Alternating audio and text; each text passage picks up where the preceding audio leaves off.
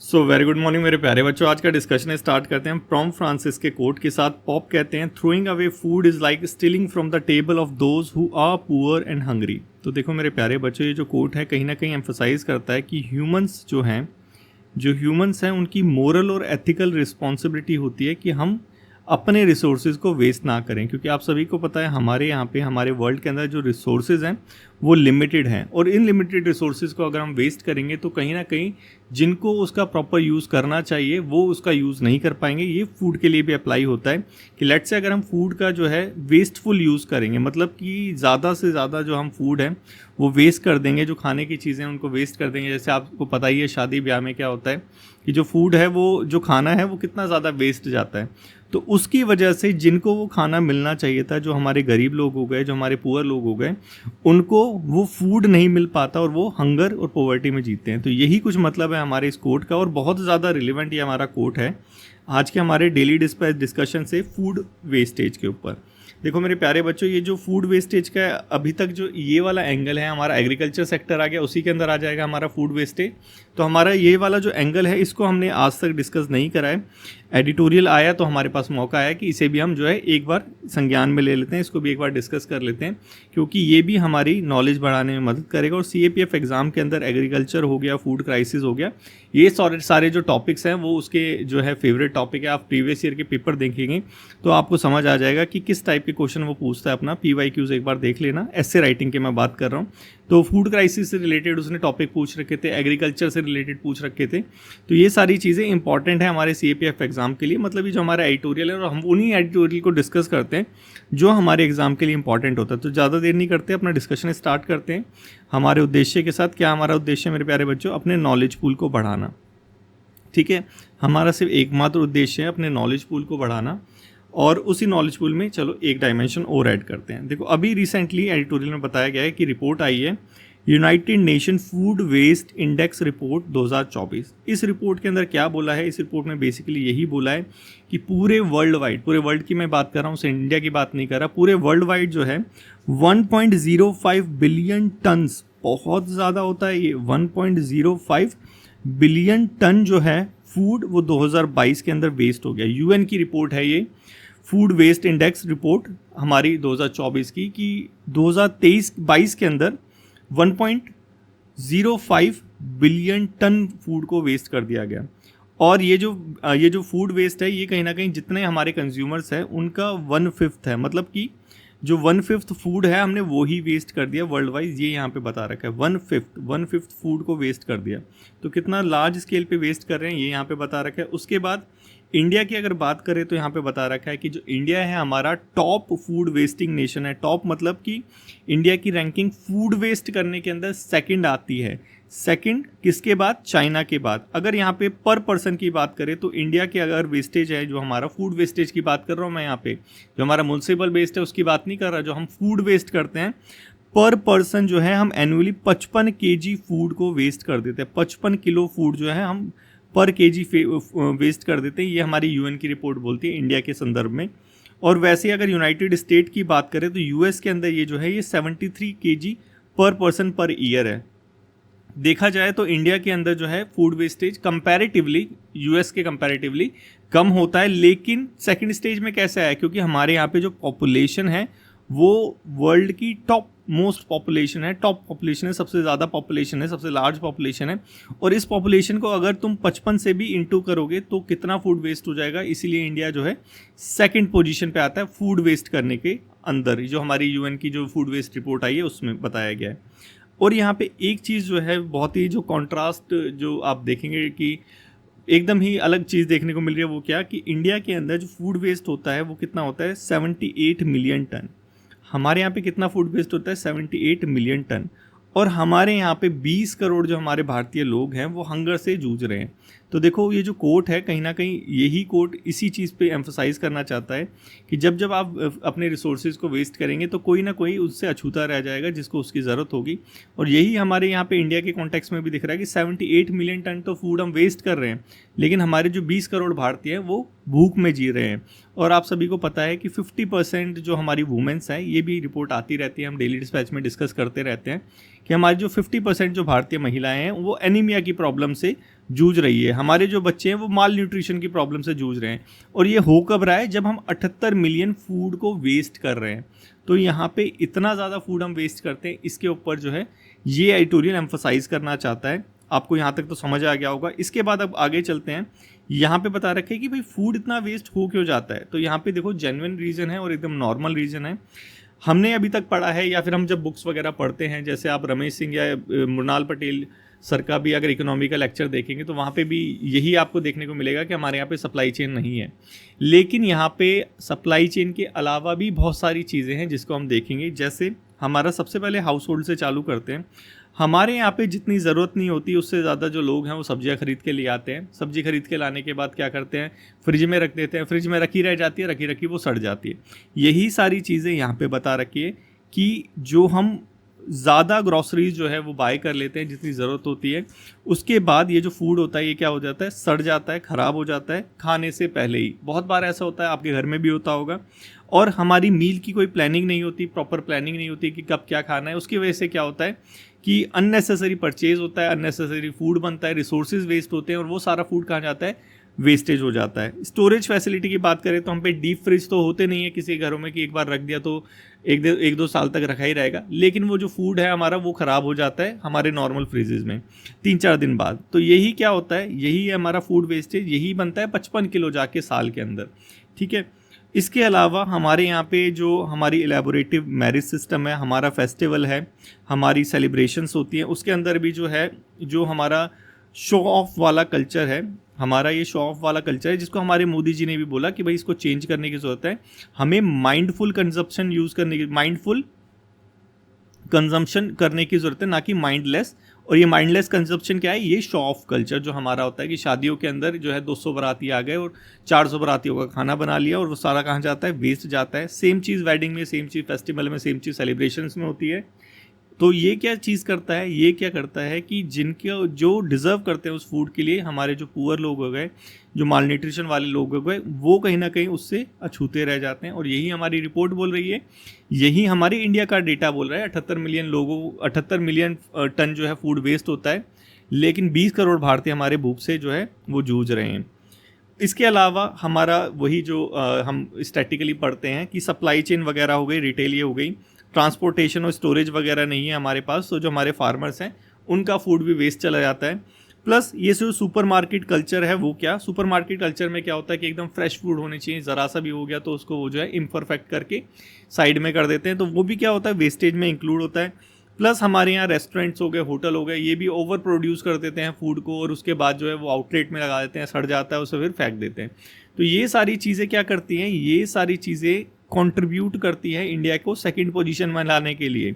हमने देखा ना इंडिया की सेकंड पोजीशन है फूड वेस्टेज के अंदर। इसी की वजह से हमारे यहाँ पे 78 मिलियन टन जो है फूड वेस्ट होता है।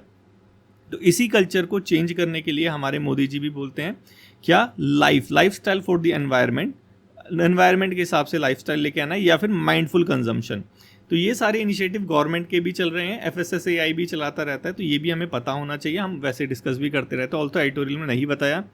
इसके अलावा यहाँ पे और चीज़ें बता रखी है, कॉन्सिक्वेंसेज क्या होते हैं। देखो अभी तक तो हमने देखा इसका जो है सोशल कॉन्सिक्वेंसेज देखा कि हमारे जो पुअर हैं वो कहीं ना कहीं हंगर से जूझ रहे होते हैं क्योंकि हम इतना ज़्यादा फूड वेस्ट करते हैं। लेकिन इसका एनवायरमेंटल एंगल एक और बता रखा है क्या। देखो सबसे पहले तो ये चीज़ आपको पता ही होनी चाहिए कि हम जो फूड बनाते हैं उसमें हमारा रिसोर्सेज तो यूज़ होता ही होता है। फूड को उगाने में हमारे वाटर, एनर्जी और लैंड सब यूज़ होता है, ठीक है। क्यों, तो ये सारी चीज़ें भी जब फूड वेस्ट होता है तो उसके साथ वेस्ट हो जाती है, बिल्कुल हो जाती है। उसके बाद ये जो फूड वेस्ट होता है ये म्यूनसिपैलिटी में जाता है। तो ये यहाँ पे बता रखा है एडिटोरियल के अंदर ही कि जो हमारा म्यूनसिपल वेस्ट है इसका 10 से 12% कॉन्ट्रीब्यूट करता है हमारा फूड वेस्ट। उसके बाद ये जो म्यूनसिपल वेस्ट है ये जाएगा कहाँ पे, लैंडफिल में। लैंडफिल में जाके ये जब डिकम्पोज होगा तो यहाँ पे जनरेट होगा क्या, हमारा मीथेन। और ये जो मीथेन है ये बहुत ही ज़्यादा पोटेंशियल ग्रीन हाउस गैस है। तो कहीं ना कहीं ये जो हमारा फूड वेस्ट है, यही यहाँ पे बता रखा है कि ये जो हमारा फूड वेस्ट है ये कहीं ना कहीं हमारे क्लाइमेट चेंज में भी कंट्रीब्यूट करता है और कहीं ना कहीं हमें दिख भी रहा है, ये कर रहा है।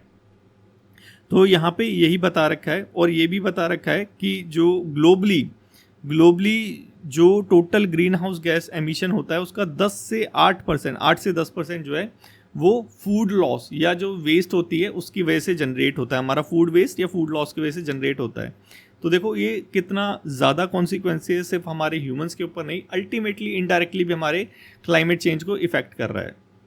इसके बाद सोशल जस्टिस का तो हमने देख ही लिया था कि हमारे यहाँ पे जो है लार्ज स्केल में, हमारे यहाँ पे मतलब ग्लोबली जो है लार्ज स्केल में फूड वेस्ट होता है, और उसके साथ साथ हमारे जो लोग हैं 783 मिलियन पीपल्स ग्लोबली जो है वो हंगर से सफ़र कर रहे हैं। तो आपको पता भी है कि हमारे कुछ SDG टारगेट्स है, सस्टेनेबल डेवलपमेंट गोल वाले इंडिया के।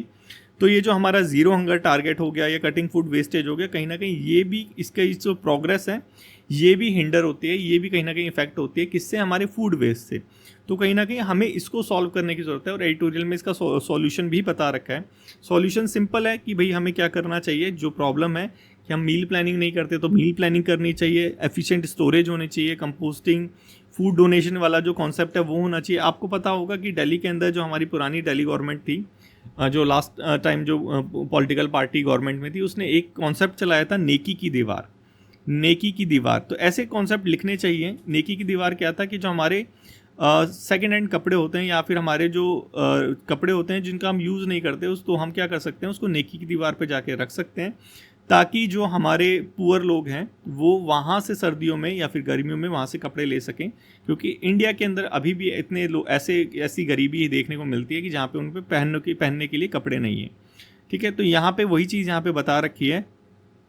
उसके बाद ये चीज़ यहाँ पे बता रखी है, क्या बता नहीं रखी, ये चीज़ एक्चुअल में होनी चाहिए कि उसी नेकी की दीवार में एक कॉन्सेप्ट होना चाहिए ये फूड डोनेशन का, जो यहाँ पे बता रखा है। तो ये चीज़ अप्लाई करने की ज़रूरत है। प्लस गवर्नमेंट को फूड स्टोरेज हो गया, कोल्ड स्टोरेज हो गया, ट्रांसपोर्टेशन इंफ्रास्ट्रक्चर हो गया, इसमें कंट्रीब्यूट करने की ज़रूरत है। रीडिस्ट्रीब्यूट करने की ज़रूरत है जो फूड सोल्ड हो जाता है बिजनेसेस को। तो ओवरऑल जो सॉल्यूशन है वो बता रखा है। एजुकेशनल इंस्टीट्यूट को जो है क्लासरूम से ही जो है अपने स्टूडेंट्स को बताना चाहिए कि हमें कैसे रिस्पॉन्सिबल कंजम्पशन करना है, वही माइंडफुल कंजम्पशन कैसे करना है, वो चीज़ यहाँ पे बता रखी है। फार्मर्स के लिए पॉलिसी मेकर को जो है पॉलिसीज़ बनानी चाहिए, कोल्ड स्टोरेज वगैरह डेवलप करने चाहिए, फूड रीडिस्ट्रीब्यूशन का एक नेटवर्क बनाना चाहिए। यही सारे जो सॉल्यूशंस हैं ये यहाँ पे बता रखे हैं, और काफ़ी इफेक्टिव सॉल्यूशंस भी है। और ये यहाँ पे इनिशिएटिव है, ये कुछ हमारी गवर्नमेंट को लेके आना चाहिए, सेव फूड शेयर फूड का। तो इसके थ्रू अगर ये सारी चीज़ें हम करते हैं तो ये हमारा फूड वेस्टेज है ये हम ज़ीरो तक लेके आ जाएंगे, और मिनिमम फूड वेस्टेज होगा तो हमारा मिनिमम हंगर का जो कॉन्सेप्ट है SDG का, हम वो अचीव कर पाएंगे। तो यही सारी चीज़ें यहाँ पे बता रखी है, ये सारी चीज़ें हम ऑलरेडी डिस्कस कर चुके हैं ऊपर ही। तो आई होप मेरे प्यारे बच्चों आपको समझ आ गया होगा कि फूड को सेव करना कितना ज़्यादा इंपॉर्टेंट है। ये प्रैक्टिस क्वेश्चन है आपका पेपर 2 के लिए। ट्राई करो कि उसको आज ही जो है अभी जो है आप अटेम्प्ट कर लो, ताकि कल के लिए कुछ ना छोड़ो। और कल नया जो है हम वो स्टार्ट करेंगे। काफ़ी बच्चे लिखते भी हैं लेकिन पर्सनली मुझे भेज देते हैं, तो मेरे को मत भेजो, अपना जो डिस्कशन ग्रुप है उसमें भेजो। डिस्कशन ग्रुप का लिंक अब जो है आपके यूट्यूब के डिस्क्रिप्शन में ही मिल जाएगा, जो वीडियो है इसके डिस्क्रिप्शन में ही मिल जाएगा, तो आप वहाँ से भी डायरेक्टली जो है डिस्कशन ग्रुप ज्वाइन कर सकते हो। नेक्स्ट चलते हैं। नेक्स्ट है हमारा DNA पॉलीमॉर्फिज्म। ये क्या चीज़ होता है? देखो आपको सभी को पता है हमारे जो DNAs हैं वो सारे एक जैसे नहीं हैं। तो ये जो चेंजेस होते हैं DNA के अंदर, इसी को क्या कहते हैं हम, DNA पॉलीमॉर्फिज्म। और ये जो DNA पॉलीमॉर्फिज्म होता है, इसकी वजह से हम जो लोग हैं, हम जो ह्यूमंस हैं, वो एक दूसरे से अलग दिखते हैं। बस इसको थोड़ा सा याद रखना। DNA होता कहाँ है? हमारे क्रोमोसोम के इनसाइड में होता है। कितने पेयर्स होते हैं? 23 पेयर्स होते हैं, और 46 DNA मॉलिक्यूल्स होते हैं, ये यहाँ पे बता रखा है। ठीक है, वो क्रोमोसोम का भी ऐसे ही कुछ था। और ये जो है हमारा CAPF के लिए थोड़ा सा इंपॉर्टेंट है, DNA से रिलेटेड पूछ रखा था। ऑल्थो जो पूछा था वो बहुत बेसिक पूछा था, यहाँ पे थोड़ा सा एडवांस टाइप का दे रखा है, लेकिन चलो कोई समझ ही लेते हैं। देखो DNA के आप सभी को पता है कि ऐसे ऐसे करके जो हेलिक्स, डबल हेलिक्स होता है। ठीक है, ऐसे ऐसे करके डबल हेलिक्स होते हैं DNA के अंदर, उसके अंदर ऐसे ऐसे करके वो बना होता है। ठीक है, तो ये जो चीज़ होती है इसके अंदर, हमारे DNA के अंदर एक सीक्वेंस होता है, जिस सीक्वेंस की वजह से हम डिफ्रेंशिएट कर पाते हैं, डिटेक्ट कर पाते हैं। तो वो जो सीक्वेंस होता है, वो जो रिपीटेड सीक्वेंस होता है ऑफ DNA का, जो उसके बेस पेयर्स होते हैं। बेस पेयर्स मतलब वो जो हमारे होते हैं, ये जो नाइट्रोजीनस बेसिस होता है, आइडेनिन, साइटोसाइन वाले, ग्वानाइन वाले, वो सारे जो बेसिस पेयर होते हैं उसके बेस पे हम डिटेक्ट करते हैं। तो इसी को हम क्या कहते हैं? STR, short tandem repeat. कि ये जो हमारा ये DNA के बेस पेयर के वो जो सीक्वेंस रिपीट होते हैं उसको हम कहते हैं STR। ठीक है, अब ये जो रिपीटिशन होती है, इसी के बेस पे हम प्रोफाइलिंग बनाते हैं, उसी को DNA प्रोफाइलिंग कहते हैं, और फिर इंडिविजुअल को आइडेंटिफाई करते हैं। अब एक कॉन्सेप्ट होता है हमारा पीसीआर, पॉलीमरेज चेन रिएक्शन। ये क्या चीज़ होता है हमारा पीसीआर, पॉलीमरेज चेन रिएक्शन? देखो लेट्स से कि अब अगर आपने किसी भी क्राइम सीन के अंदर जो है एक ब्लड का सैंपल आपको मिल गया, ठीक है, अब उस ब्लड के सैंपल से आपने जो है डीएनए को एक्सट्रैक्ट किया, डीएनए छोटा है, अब इसको एम्पलीफाई करना है। तो इसको एम्पलीफाई कैसे करेंगे? इसको एम्पलीफाई करेंगे हम पॉलीमरेज चेन रिएक्शन के थ्रू।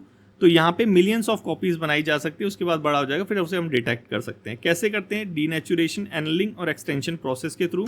और ये जो स्टेप्स हैं इसको हम ऑटोमेटेड भी कर सकते हैं थर्मोसाइलर के थ्रू, ठीक है। ये चीज़ यहाँ पे बता रखी है। डीएनए फिंगर प्रिंटिंग क्या होती है? देखो डीएनए फिंगर प्रिंटिंग बेसिकली होती है कि आप सभी को पता है हमारे सबके फिंगरप्रिंट अलग अलग है। अब किसी कागज़ पे आप फिंगर प्रिंटिंग कर लेते हैं, तो ऐसे ही जब डीएनए की प्रोफाइलिंग वगैरह करते हैं उसे को डीएनए फिंगर प्रिंटिंग कहते हैं। कैसे यूज़ करते हैं? कैपिलरी इलेक्ट्रोफोरेसिस का यूज़ करके डीएनए को सेपरेट करके वो हमारा पूरा वो आइडेंटिफाई कर लेते हैं। उसके यूनिक पैटर्न को हम डिटेक्ट कर लेते हैं। कहाँ कहाँ डीएनए होता है, थोड़ा सा इसको भी याद रखना। हर जगह डीएनए होता है जहाँ पे ह्यूमंस का वो होता है, चाहे हमारा स्लाइवा हो गया, हमारे बाल हो गए, या कुछ भी चीज़ हो गई। इवन हमारी स्वेटिंग के अंदर भी डीएनए होता है।